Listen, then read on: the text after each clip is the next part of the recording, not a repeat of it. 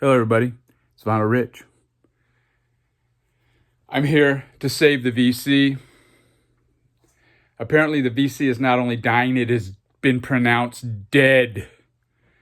But I'm going to revive it. I'm going to save the VC with these 10 albums on my latest Vinyl Finds video.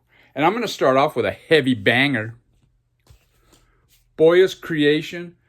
This is a band from Kansas City area. They recorded this in 71. It didn't get released until 1994. So it was like an underground band. And even when they were around, they were kind of an underground band because they, for the most part, played all originals. So they couldn't get booked in Kansas City clubs. So it was like an underground thing back then. And they are a hard and heavy, in the vein of Black Sabbath heaviness. I mean, it's in the, you got the song Satan, and you know what they're singing about. It's verse on that heavy metal, early heavy metal. And if you listen to the first song on side one, End of the Page, you would think, nah, this has nothing to do with heavy metal or Black Sabbath comparisons. Get out of here. But as it goes on, man, it gets heavy. And I've heard people say that they sound kind of amateurish, but I don't think it's the band, because you listen to some of the songs and they're really cooking. I think it's recorded kind of amateurishly. I mean, they went in and they paid for studio time for one day, and they went in and out, and that's what you get. But this is a hard record to find. I think it's been reissued. This is a 94 pressing, I believe. I haven't really dug into it. But yeah, it's absolutely, the people that are into heavy metal, they know this record. Or, you know, the hard and heavy type thing. Now this next one, I don't remember if I showed this one or not. It was in my pile over there of records I didn't show. So I'm thinking I didn't, but it seems like I did. But anyways, this is another great record. This is the Saints debut, I'm Stranded, promotional copy. At least it has a sticker on there, you know. Nowadays people that's a big deal. Back in the day, man, the ones with stickers, you got those at like a quarter of the price, you know. But anyways, this is one of the earliest punk albums. In fact, it probably is the first punk album. This came out before any UK punk album. Well, besides Patti Smith and the Ramones. That's where the punk started. I mean, New York City, you know. But yeah, this is a great album. It's got I'm Stranded, a great opener, Erotic Neurotic. It seems like, if I remember right, it's got one kind of slowish, wankery song on each side. But yeah, I didn't have this, and it's on the Sire. Sire, they signed a lot of those early punk bands. I wish they would have signed some LA bands, you know. Now there's a guy out there, his channel name is Harris Pilton. He's a funny dude. He's trying to kill the VC, and I'm trying to revive it. But he just showed this album. It's kind of weird. I just bought it myself. Now, his is a gatefold. Opens up. Mine. I got the editions, that EG version. So I don't know when this came out. It's kind of like a lot of the Eno stuff came out on this label too. But yeah, this, I'd only heard that one song, 80s. In the 80s. And I didn't really like it. So I never really got into Killing Joke. I've heard Ryan Kidd talk about this album, and I saw it. I'll pick it up. And I don't know if I would say it's great. It's let me put it this way. It's very familiar sounding, you know, a lot of it. It's like, man, I've heard this, you know, before, you know, by other bands. But I think these guys kind of predated a lot of those, so I guess it's an influential band. that I'm gonna have to dig into. I'll give it some more listens. I mean, it starts off with Requiem, and that sounds like a big. It's got a big sound to it, like that '80s. I don't know if I want to say Depeche Mode, but.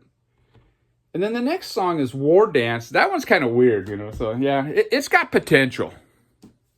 Now this next one, I saw this at the store, and I'm going.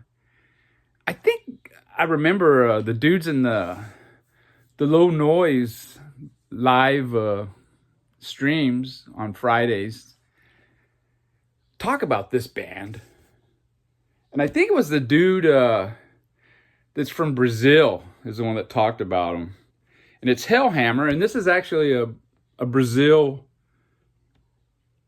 version of this record, licensed from Noise, distributed by I don't know. Yeah, I saw it on the wall, and I didn't pick it up. I went home, and I listened to this. This is on YouTube, and I listened to it, and I go, what the fuck? I mean, it's for me, it's not my usual thing, but then again, it is. The first song, The Third of the Storms, it sounds like a punk song. I mean, I remember this came out in '84. They're from Switzerland. I guess I should say that. The first song sounded like a lot of hardcore punk bands that I used to see in '81, '82, I mean, musically. And the singing, especially in that first song, it's not even like he's singing, it's like he's kind of talking. And I guess this is a really influential band in the black metal scene, which is something I'm not into. I don't like that guttural vocal thing. There's a good shot of the band right there. This came out in '84, and I dig this shit, dude. I think it's by The Triumph of Death. Now that really gets into some heavy Black Sabbath chords, and I guess you'd call it the down tuning. I'm not a guitar player, but man, I really dig this album. The vocals they're a trip, dude. I mean, I actually like it. The more I listen to this album, the more I like it. They went on and became a Celtic Frost is how I pronounce it, but I guess it's Celtic or Celtic. I don't know. But yeah, and I listened to their first album, and it's really good too, man. So, but it's kind of expensive unless you get a reissue. And I was reading online that the reissues are not mastered very well, and so I don't know what I'm gonna do. But yeah, this is a Brazilian copy. I guess this originally came out. It had 4 songs, and this one has 2 additional songs, 3 songs on each side, and it's a great. I love it, dude. I love it. Now this next band, I have their one album, and it's a double album. 3 sides are 1 song, and it's Sleep. I saw this. I got this brand new. And it's recorded live at Third Man Records. So, I have one of these by Mudhoney, and it's really well done. So I thought, you know what, I'll get this. And yeah, it's pretty cool. It's the vocals don't start until like 5 minutes and 45 minutes into the song, So you got to be a patient motherfucker with this band, dude. They take forever to build up and do something, and they'll stay with a groove forever. It seems like it sounds groovy though. But no surprises. This is not a band that's going to surprise you. They're kind of predictable. I didn't take it out because it's in one of these, but it's a one-sided thing. It's an 16 minute and 48 second song, and the second side is etched, which I guess it's better than a plain side, but I don't really care. Now, this next one is a complete opposite of Sleep. These dudes are fast and furious. It's Assault and Battery.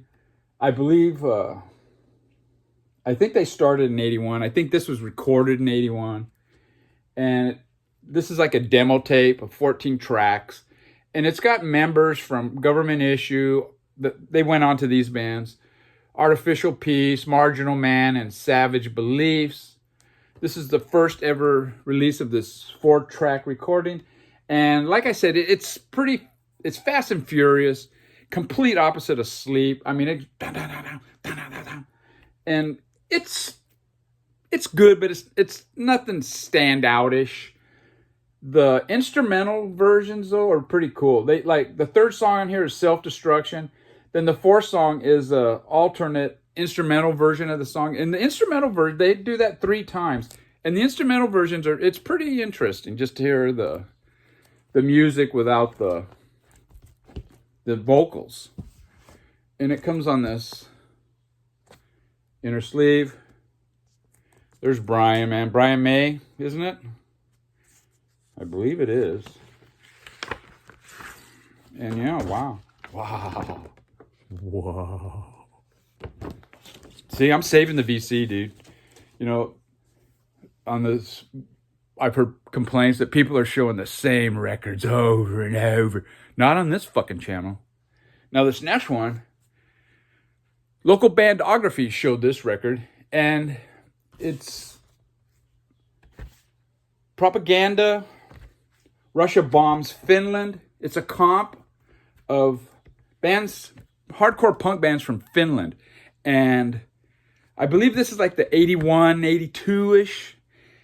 And listening to this, you know, I get some trolls because I'll say that hardcore started in LA, and I like the California sound. Probably is my favorite. Although anybody that watches my channel, you know I do have a wide range of punk that I listen to. And I'll get these trolls, probably from Washington, D.C. or the Midwest. California, it's just the same as the Sex Pistols. You know, they just sped it up a little bit. And I mean, that Germs album is not the Sex Pistols, you know. And that's the first American hardcore album, period. But people always say, oh no, Washington, D.C., New York, and that's where hardcore really started. And you listen to this, and this gives you kind of a run, kind of puts a dent in that argument, man. This is some brutal hardcore stuff.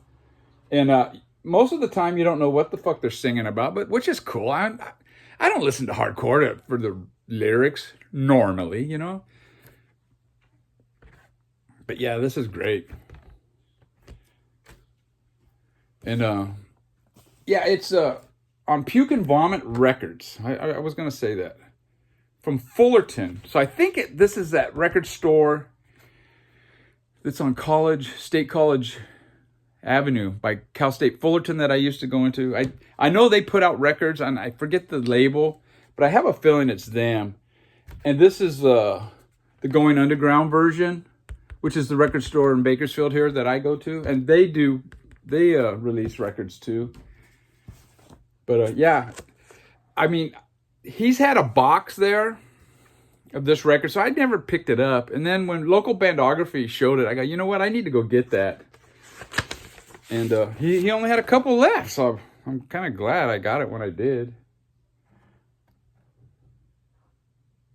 But yeah, I think you can find this. It's pretty cheap, and if you're into hardcore and you think it all evolves around Washington, D.C., and that's it, or this is give you a rude awakening. And it comes with this book that isn't much help, you know, letting you know who's who and that. I mean, I can't make heads or tails out of this shit, you know, but it's pretty cool.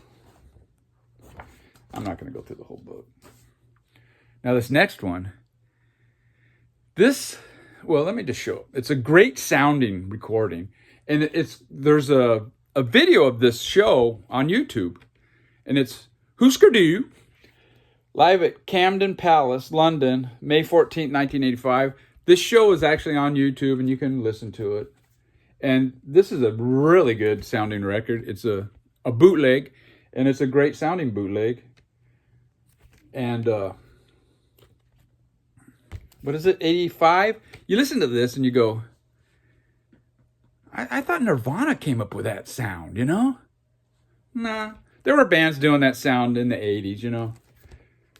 People call Nirvana a grunge band. They were a punk band. Get out of here with that grunge, you know? That's just a term that record execs came up with, I think, so they could sell it, because in America, people weren't buying punk, you know, for the most part. Just the cool kids. Pretty plain label. Like I said, it's a bootleg, but I highly recommend it. Highly recommend. And this next one is a bootleg, and I highly recommend it too. I mean, this blew me away. This is one of the latest pickups I bought. I bought this and that Hellhammer same time. And this is Crass. If you like Crass, I recommend this. It's Anarchy and Peace. It's the 1978 demo and 1979 Peel Sessions. The side A is the 78 demo, and it just sounds really good. The Steve Ignorant, the vocals on it. I made a video of best punk vocalist, and Steve Ignorant, this dude here, made my list. I think he's brilliant. And these versions of these songs, they kind of sound better than what's on their album. I mean, it's just the guitars. You have the one guitar in the right channel, the other guitar in the left channel, and it's so crystal clear. And the drum, you know, that military drum that they had, I kind of like this better. I mean, I'm going to listen to this a lot. Let's put it that way. Side 2 is the Peel Sessions. It's from 79. It's not as good as the demo. I mean, it's good, but it's not as good. And you get the first song is the Shaved Women, and it's probably her singing. Yeah. I'm at a different angle, and the window, I got to hold this just right or you get all this glare. It's black vinyl. And you got the Crass logo on one side, and got a nice custom label on this side with the list of all the songs. And last but not least, it's a band from the Vancouver, Canada area. And it's the latest from Chain Whip on Neon Taste Records. It's a label from Vancouver. And yeah, this is really cool. It's a 6-song EP. It's just as good as their album that I have. It's pretty fast. You got Joey Shithead vocals, who was the vocalist from DOA, another band from Vancouver. And yeah, I highly recommend this. You can listen to this on Bandcamp. And it came with this insert. Their vocal, the lyrics, the words, which, and very cool. I got the limited edition colored vinyl. And that's it. 10 records to save the VC. I did have a 7-inch I picked up. I might as well show that. This just came in the mail a few days ago. It's Nod on one side and Zohastri on the other. I don't know how to pronounce that. But yeah, it's pretty cool. I got number 233 out of 300. And it's on this pinkish purple vinyl. Nod is one of my favorite bands, and I try to get everything I can by them. But yeah, might as well show that too. So I hope I saved the VC with this video. If not, oh wow. Take care. Go Dodgers.